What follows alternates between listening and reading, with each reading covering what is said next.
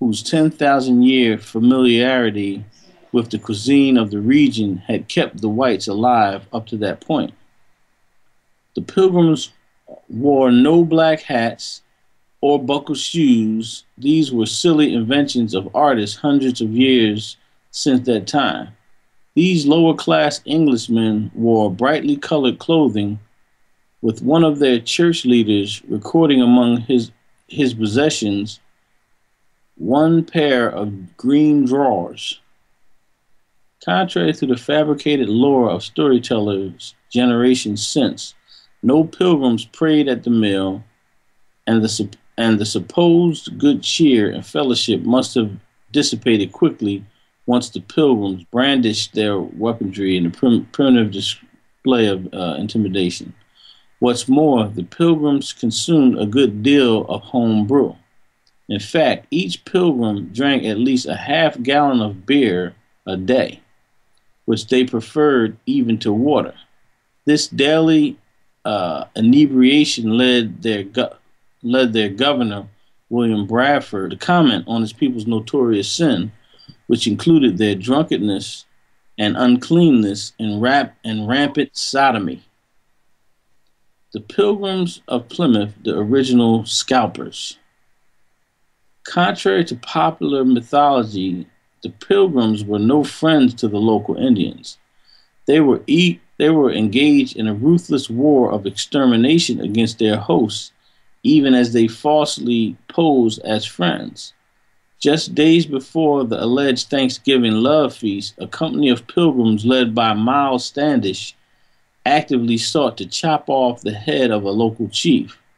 They deliberately caused a rivalry between two friendly Indians, pitting one against the other in an attempt to obtain better intelligence and make them both more diligent. An 11-foot-high wall was erected around the entire settlement for the purpose of keeping the Indians out. An Indian who came within the vicinity of the Pilgrim settlement was subject to robbery, enslavement, or even murder. The Pilgrims further advertised their evil intentions and white racial hostility when they mounted 5 cannons on a hill around their settlement, constructed a platform for artillery, and then organized their soldiers into 4 companies, all in preparation for the military destruction of their friends, the Indians. Pilgrim Miles Standish eventually got his bloody prize. He went to the Indians, pretended to be a traitor, then beheaded an Indian man named Wamat. He brought the head to Plymouth, where it was displayed on a wooden spike for many years, according to Gary B. Nash, as a symbol of white power. Standish had the Indian man's young brother hanged from the rafters for good measure.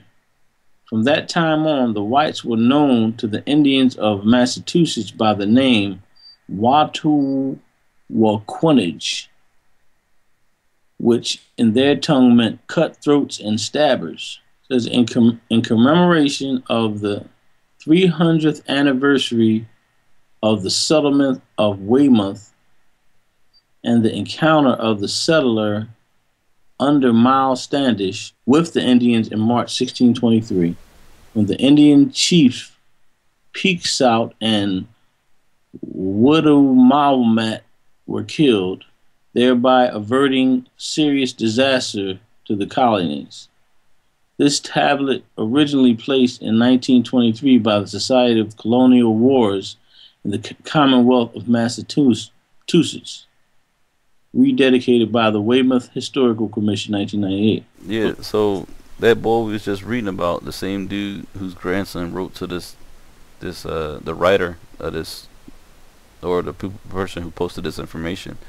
He got this is his grandfather's commemorative memorial stone or whatever, about that same situation where Standish actually went and killed these 2 Indian chiefs, and they commemorated it with this stone, saying that it averted serious disaster to the colonies. What did they mean when they said widespread sodomy? Who was that? The Indians or the Pilgrims? The Pilgrims. That's deep. It says, during March 1623, Miles Standish lured two chiefs to a meeting and then murdered them.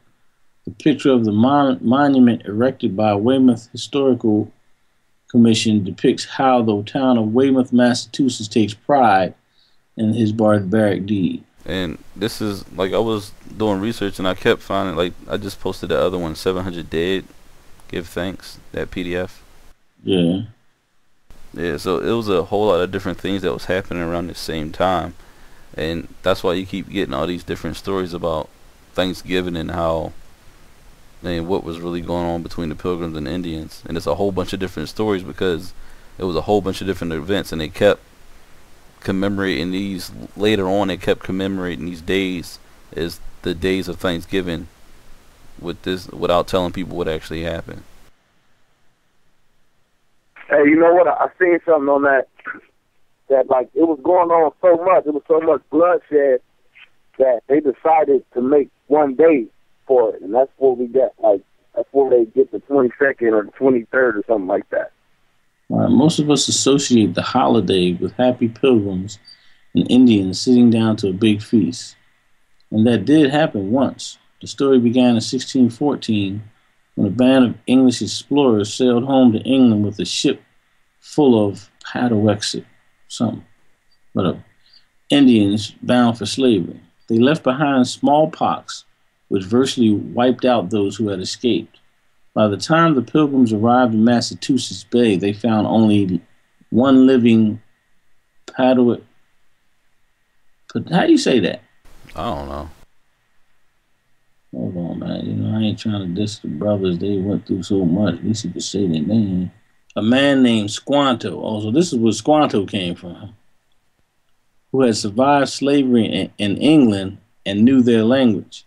He taught them to grow corn and to fish, and negotiated a peace treaty between the Pilgrims and the Wampanoag Nation. That's the same people from the other one. From Massachusetts.